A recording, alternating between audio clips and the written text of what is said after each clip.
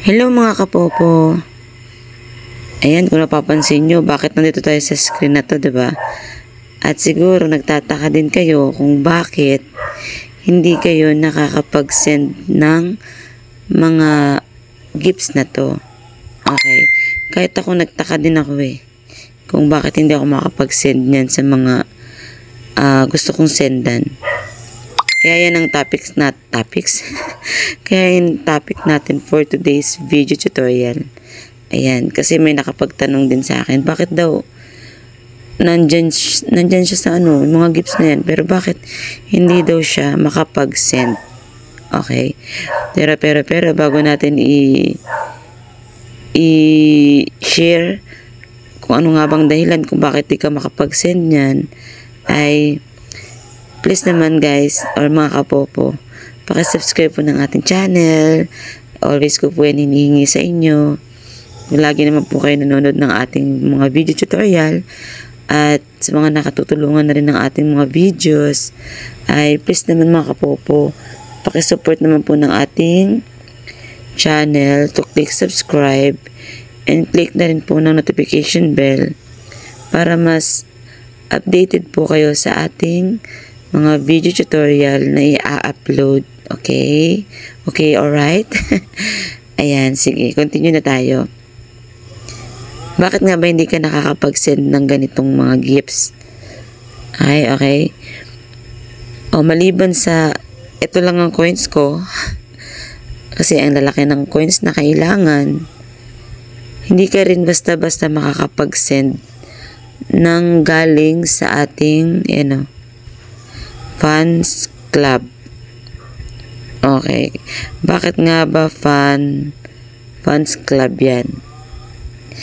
Kasi para lang po yan sa mga fans ng host na may-ari ng panel na to. Nagigets niyo ba mga kapopo? Pag hindi po kayo naka-member sa fans club po nila, meron po kasi mga fans club, diba? Kahit naman kayo meron din kayong fans club. Pag po hindi po kayo member o hindi kayo nag-join sa fans club nila, kahit po gustong-gusto nyong magbigay ng gift galing dito sa fans club, tulad nitong mga yan, flowers, yung I'm here, surprise box, hindi po kayo makakapag-send hanggat hindi po kayo nag-join sa kanilang fans club. Kasi na-try ko na din po yan. Gawa nga ng meron po akong member na nag-PK. Okay, nag-PK siya. Tapos, syempre, kailangan po natin siyang isupport kapag member siya or mga kasama nyo siya sa team nyo. Kailangan nyo silang isupport.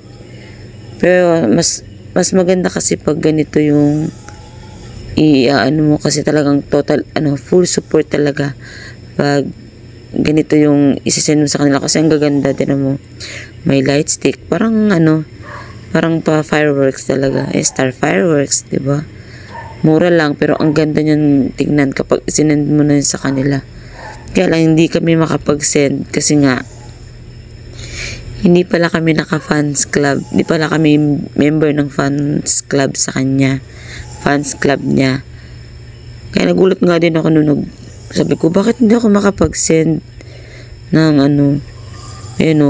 para pang fans lang pala talaga siya. Okay. Yun yung dahilan kung bakit di ka makapag-send nitong mga gifts na to galing sa fans club. Kasi nga, hindi ka member ng fans club nila. Oh, charot. Kaya kailangan mag-join ka muna sa kanilang fans club.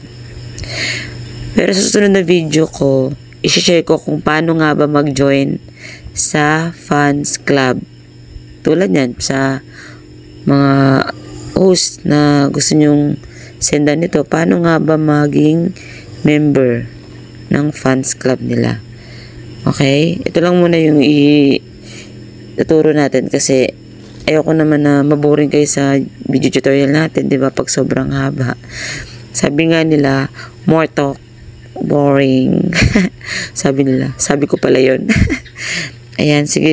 Mga kapopo, hanggang dito na ang ating video tutorial for today's video kung bakit nga ba hindi ka makapag-send ng mga gifts galing dito sa Funds Club.